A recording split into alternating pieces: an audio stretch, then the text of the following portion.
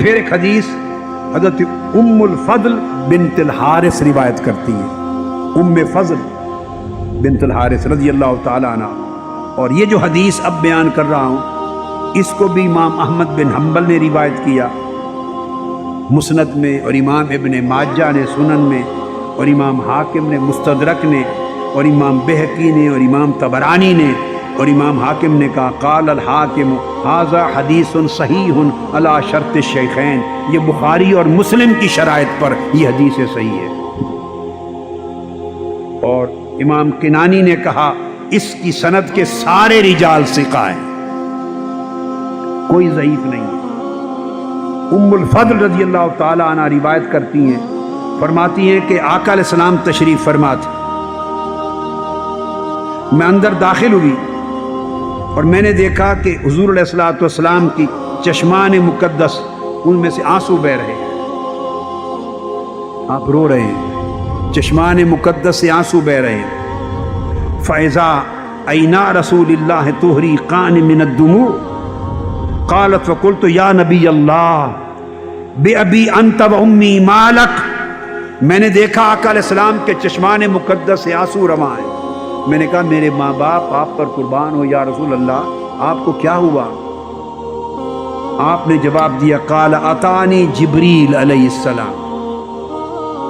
باقی جملہ حدیث ایسے واقعات پر سیدنا جبرائیل امین کا ذکر ہے. وہ حدیثیں تھی چند جو ملک المطر کا بیان تھا. تو یعنی جبرائیل امین الگ اطلاع دینے آتے ہیں اور دیگر ملائکہ میں سے بعض نے الگ اطلاع دی. آپ علیہ السلام نے فرمایا ابھی جبرائیل میرے پاس آئے تھے، فاخبرنی ان امتی ستقتل ابنی ھذا فقلت ھذا فقال نعم واتانی بتربۃ من تربتہ حمراء. فرمایا میں کیوں نہ رہوں، ابھی جبرائیل میرے پاس آئے اور انہوں نے مجھے کہا یا رسول اللہ آپ کے اس شہزادے امام حسین کھیل رہے تھے آپ کی گود میں، اس شہزادے حسین کو آپ کی امت قتل کر دے گی، شہید کر دے گی. میں نے کہا میرے اس شہزادے کو جسے میں اپنے کندھوں پہ سوار کرتا ہوں اور گود میں کھلاتا ہوں، اس کو قتل کر دے گی؟ انہوں نے کہا نعم ہاں. پھر وہ میدان کربلا کی سرخ مٹی اس کے مقام شہادت کی مجھے دے گئے جبرائیل امین. اس کے بعد آگے اگلی حدیث ہے، وہ عبداللہ بن نجی روایت کرتے ہیں. وہ سیدنا علی المرتضیٰ کے ساتھیوں میں سے تھے. جب معرکہ صفین پر گئے تو آپ کے لشکر میں آپ کے ساتھ تھے حضرت عبداللہ بن نجی.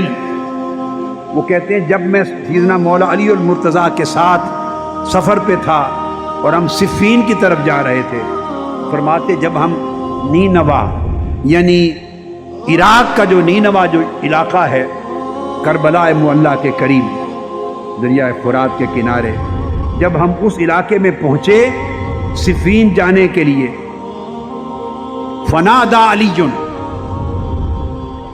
وہاں سیدنا علی شیر خدا رک گئے. یعنی کربلا کی سرزمین جب پہنچے اور ہم معرکہ صفین کے لیے جا رہے تھے، آپ رک گئے. یہ حدیث جو بیان کر رہا ہوں اس کو بھی سن لیں.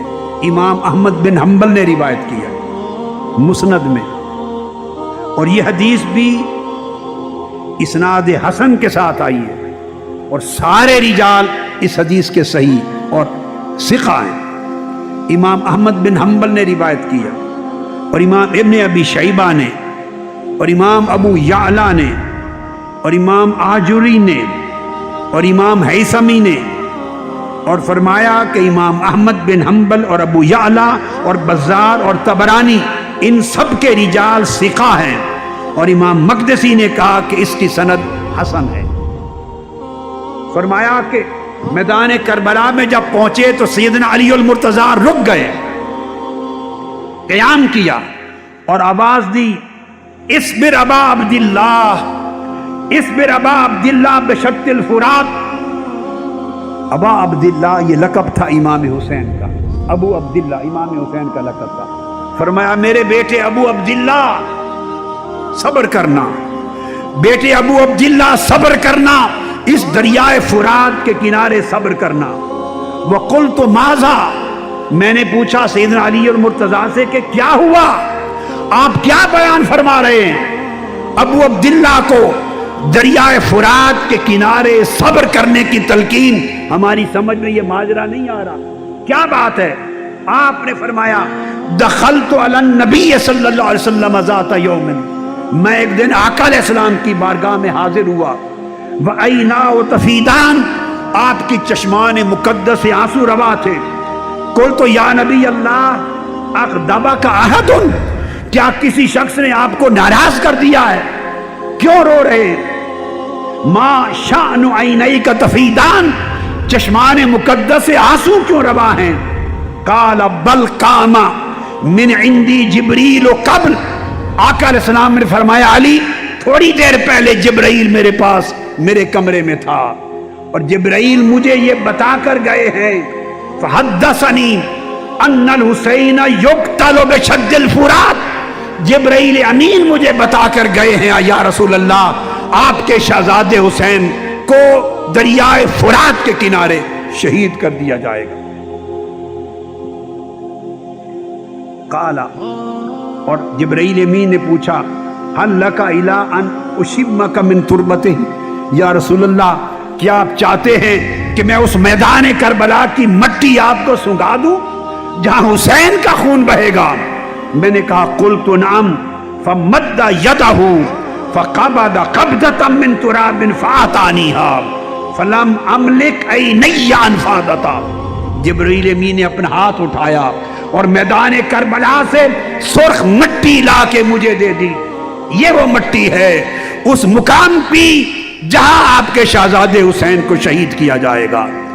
میں اپنے آنسوؤں پہ قابو نہیں پا سکا۔ سیدنا علی نے فرمایا میں نے کانوں سے آقا علیہ السلام سے سنا، آج عجیب اتفاق ہے کہ صفین کی طرف جا رہے تھے اور چلتے چلتے راستے میں دریائے فرات کا کنارہ اور میدان کربلا آ گیا، مجھے آقا کا فرمان یاد آ گیا، یہ میدان ہے جہاں میرے حسین کی شہادت ہوگی،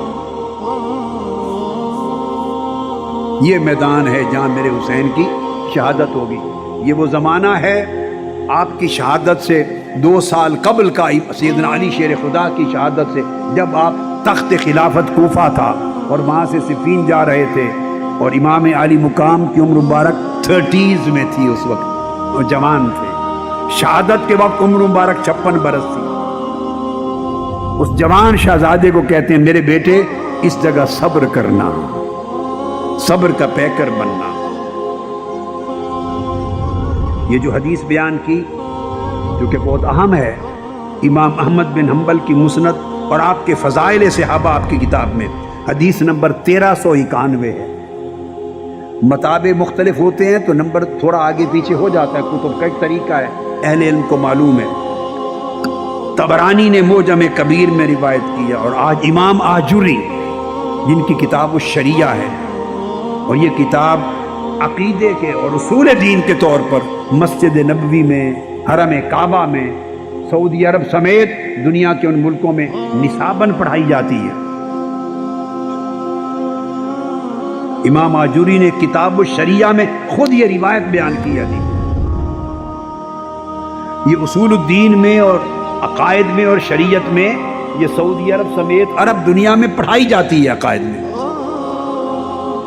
اور اس طرح باقی بہت سی کتب میں، اور جو میں نے آپ کو سارے حوالے دے دیے۔ پھر ام سلمہ رضی اللہ تعالیٰ عنہ روایت کرتی ہیں، فرماتی ہیں کہ میں آقا علیہ السلام کی بارگاہ میں حاضر ہوئی اور میں نے دیکھا کہ آقا علیہ السلام تنہا بیٹھے، چشمان مقدس سے آنسو روا ہیں۔ فطلعت، میں آقا علیہ السلام کی بارگاہ میں آگے ہوئی، آپ کی ہچکی کے ساتھ رونے کی آواز سنی، ہچکی کے ساتھ، پھر آنسو دیکھے۔ میں نے حجرہ مبارک میں جھانکا تو امام حسین چھوٹے سے شہزادے حضور کی گود میں کھیل رہے تھے، آپ پیار بھی فرما رہے تھے اور رو بھی رہے تھے، چوم بھی رہے تھے اور چشمان مقدس سے آنسو بھی روا تھے۔ ایک بات ذہن میں رکھ لیں، جب سے ہماری امت میں اور ہمارے مسلمان معاشروں میں یہ فرقہ واریت آ گئی ہے نا، اور اس کا غلبہ ہو گیا ہے. ہم نے بہت بری تقسیمیں کر دی. اب چونکہ شیعہ مسلک جو ہے جعفری اور مسلک تشیع، ان کا چونکہ سارا ایمفسس اور سارا کنسنٹریشن اور ساری ترجیح ائمہ اطہار اہل بیت اور محرم اور شہادت امام حسین پر ہوتی ہے، اور وہ اپنے انداز کے ساتھ مناتے ہیں. اہل سنت اس انداز کے ساتھ نہیں کرتے. مگر بدقسمتی یہ کہ فرقہ وارانہ سوچ نے ایسی تقسیم کر دی ہے کہ وہ ہم نے حسین کو شیعوں کا بنا دیا کہ حسین شیعوں کا ہے. بڑی بدقسمتی ہے. ایسا سوچ کر ہم اپنے آپ کو ایمان سے محروم کر دیں گے، ایمان سے محروم کر دیں گے. حسین کسی ایک طبقے کا نہیں، حسین مصطفیٰ کا ہے، حسین اسلام کا ہے، حسین دین مصطفیٰ کا ہے، حسین دین کا پیکر ہے، حسین سنت مصطفیٰ کا پیکر ہے، حسین شریعت مصطفیٰ کا پیکر ہے، حسین خیرت مصطفیٰ کا پیکر ہے، حسین آقا علیہ السلام کے دین کی آبرو ہے، حضور کے قرآن اور حضور کی سنت کی عزت و حرمت ہے. حسین کسی مکتب فکر کا نہیں. انسان کو بیدار تو ہو لینے دو. ہر قوم پکارے گی ہمارے ہے حسین، حسین ہر ایک کا ہے. اس فرقہ وارانہ سوچ نے ہمیں بڑی نعمتوں سے محروم کر دیا. صحابہ فلاں کے ہیں، اہل بیت فلاں کے ہیں، خدا فلاں کا ہے، نبی فلاں کا ہے. کیا تماشا ہے؟ توحید فلاں کی ہے، رسالت فلاں کی ہے، صحابہ فلاں کے ہیں، اہل بیت فلاں کے ہیں، اولیاء فلاں کے ہیں، حسین فلاں کا ہے. یہ فلاں فلاں اس بلا نے ہمیں برباد کر دیا ہے. یہ جو سوچ ہے، اس سوچ سے ہمیں نکلنا ہوگا. آقا علیہ السلام نے تفرق کی سوچ نہیں دی تھی. فرمایا تھا بنی اسرائیل 72 ٹکڑوں میں بٹ گئے تھے، میری امت میں 73 ٹکڑے ہوں گے، مگر جنت پر اور ہدایت کی راہ پر وہی ہوگا سواد اعظم. وہ تقسیم نہیں کرے گا، وہ تقسیم نہیں کرے گا. لہذا یاد رکھ لیں، کبھی اس امر سے نہ ہچکچائیں. محبت حسین، عظمت حسین، تعلق حسین، محبت اہل بیت، مودت اہل بیت، تعظیم صحابہ، تکریم صحابہ، اتباع صحابہ، مودت اہل بیت، یہ سب ایک ہے. یہ مختلف رخ ہیں، سب چشمے آقا علیہ السلام کی بارگاہ سے پھوٹے ہیں. دیکھو صحیح مسلم میں حدیث صحیح ہے. کیا صحیح مسلم میں حدیث صحیح؟ آقا علیہ السلام نے فرمایا انی ترکت فیکم الثقلین، میں تمہارے اندر 2 بڑی وزنی چیزیں چھوڑ کے جا رہا ہوں. یہ بھئی ہماری کتابیں ہیں، اہل تشیع کی نہیں ہیں. بڑی بدقسمتی، یہ خارجیت کے اثر نے ذہن خراب کر دی ہے کہ اہل بیت کا نام لیا تو فوری اچھے بھلے لوگ اہل سنت ہیں. حسین کا نام لیا، اس کو کہا یہ شیعہ ہے، اس کے اندر تشیع ہے، اس کے اندر رجحان ہے شیعیت کا.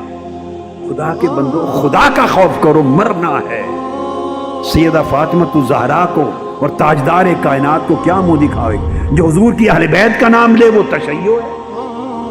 وہ کوئی ٹھیکیدار ہے حضور کی اہل بیت کا؟ میری کتاب ہے القرابہ، حدیث میں اہل بیت کی شان میں القرابہ. اور بھی وہ کتابیں ہیں، اور ایک ہے کنز الانابہ صحابہ کرام کی شان میں، ضخیم کتاب ہے حدیث کی صحابہ کرام. اور ایک ہے غایت الاجابہ، اتنی ضخیم سینکڑوں صفحوں کی اہل بیت کی شان میں. یہ بہت ساری الگ الگ کتب ہیں، ان کو پڑھیں، آپ کو پتہ چلے کہ یہ سارے ہمارے ہیں اور ہم سب کے ہیں. تو چونکہ یہ رات ہے نا محرم کی، میں حدیث سنا رہا ہوں، حدیث سے صحیح ہے. آقا علیہ السلام نے فرمایا انی ترکت فیکم الثقلین، میں تمہارے اندر 2 وزنی چیزیں چھوڑ کے جا رہا ہوں، کتاب اللہ و اطرتی اہل بیتی. اب کون انکار کر سکتا ہے؟ ہم چھوڑ دیں بخاری اور مسلم کو؟ پھر اگر اہل بیت اور حسین شیعوں کا ہے تو چھوڑ دیں بخاری کو اور چھوڑ دیں مسلم کو، سب کتابیں اٹھا کے پھینک دیں.